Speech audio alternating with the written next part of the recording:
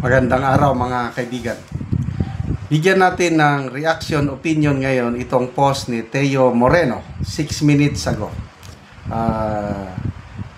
Nag-react si Teo Moreno dito sa pahayag ni Senator Bongo. Unahin ko muna ang pahayag ni Senator Bongo. Ito bang tinatarget na siya, Bongo and his family, ipilit na ikinokonek sa mga diskaya, sa mga flood control anomalies panahon ng Duterte administration. Mayroon daw sa buwatan. So ito ang pahayag ni Senator Bongo. Ang gulo po ngayon at lalo po nilang guguluhin. Kaya gusto nila, ibig sabihin, kampo ng Marcos camp. Gusto nilang i-eliminate lahat kami. Sino yung kami? PRRD, BP Sara, Senator De La Rosa, and Senator Bongo. Sila yung apat na haligi ng Duterte. Si Senator Bato, sabi niya, ako, lahat. Si Vice President Inday Sara para mapilayan po tayo. Ngunit kayo po, sabi niya, tayong mga DDS. Ako, I am proud DDS. Hindi ko ikinakaya. Hindi ko pa nakita ng personal yan si PRRD, BP Sara, wala. Hindi ko pa nakita. Lahat silang magkakapatid. Hindi ko na-meet. Namomonitor ko lang ang mga ginagawa nila. And I am truly convinced na sila yung pag-asa ng Pilipinas. Hindi sila perpekto na mga leaders. May kakulangan din. Kaya lang, kitang-kita mo ang tapang at malasakit nila sa taong bayan itong Duterte family na ito. Okay, so, ngunit kayo po ang nagbibigay lakas sa amin, tayong mga DDS. Alam nyo, marami silang ginagawang diversionary tactic ngayon. Sinisiraan kami. Ang pakiusap ko lang po ngayon sa atin, nakikiusap. Please lang, ipaglaban natin na makauwi si Tatay Digong. Yes! Tuloy ang laban. Ako, dasal. Ang number 1 ko panlaban. There is nothing impossible with God.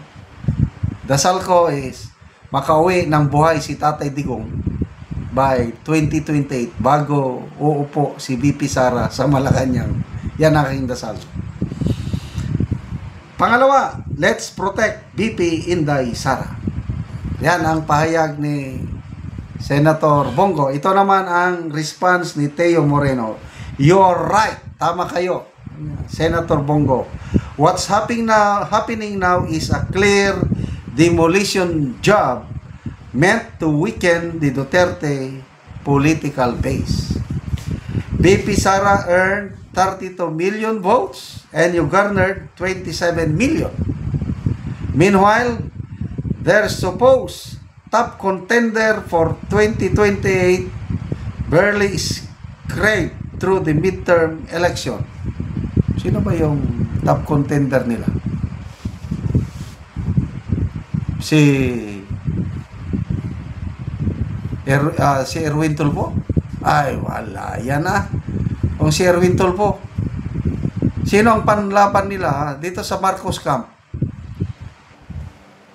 Martin Romualdez. Ay, sos. Magpa-blow out po ako pag si Martin Romualdez ang ipakandidato nila sa 2028. Magpasalamat ako. Martin Romualdez, yung si Attorney Guanzon, sinasabi niya, baka daw si John B. Cremulya. Wala rin. Erwin Tulfo, wala rin. Rafi Tulfo, hindi nila makasigurado kay Rafi Tulfo, pa ganyan-ganyan yan.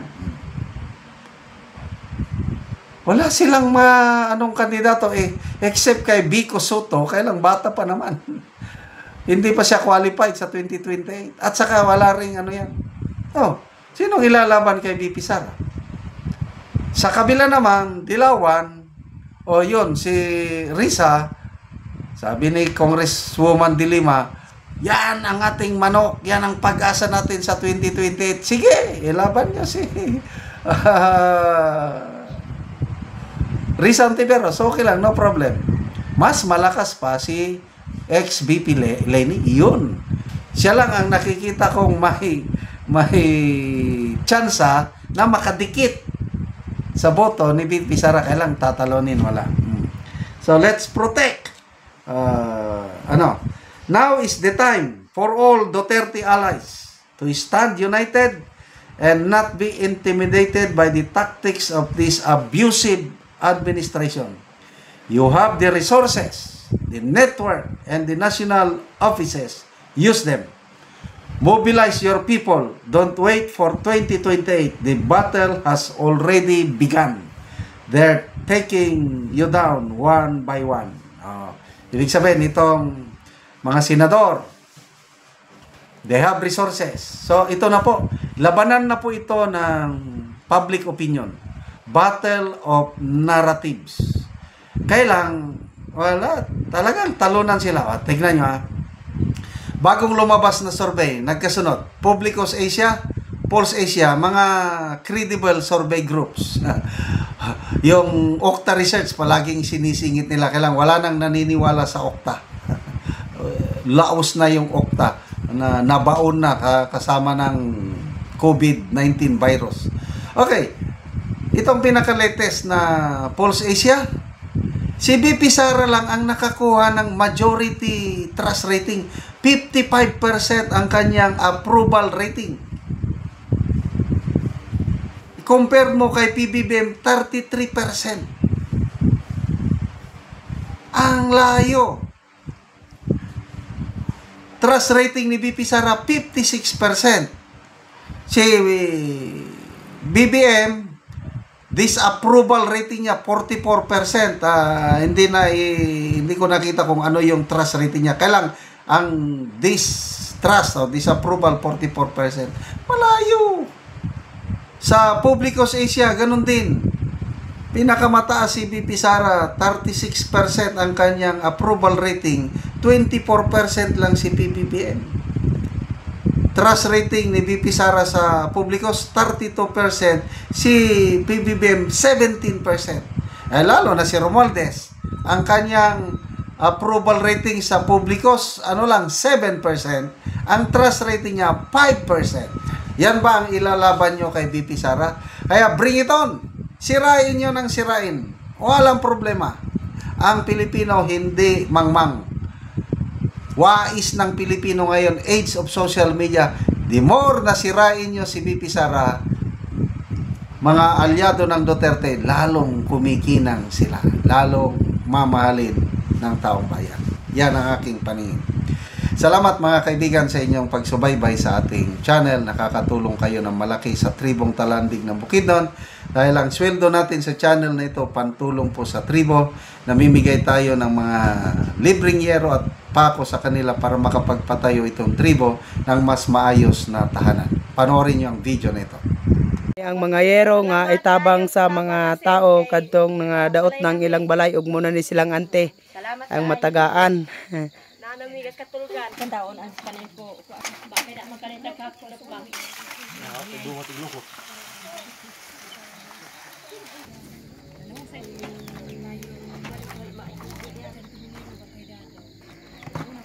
ug maupod ni ang lansa nga para sa atop nga ihatag sa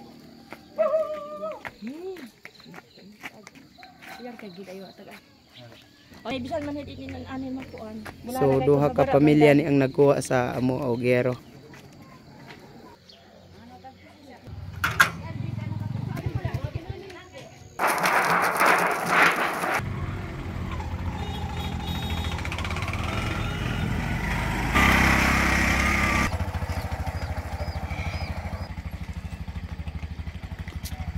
Karon maabot na gid ang yero sa among gitagaan.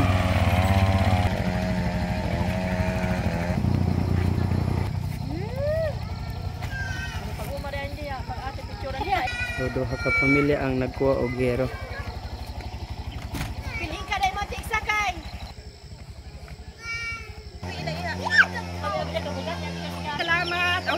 magat pa ni. Salamat kayo Salamat sa kayo kay gitagaan. daghan ang inyong matabangan.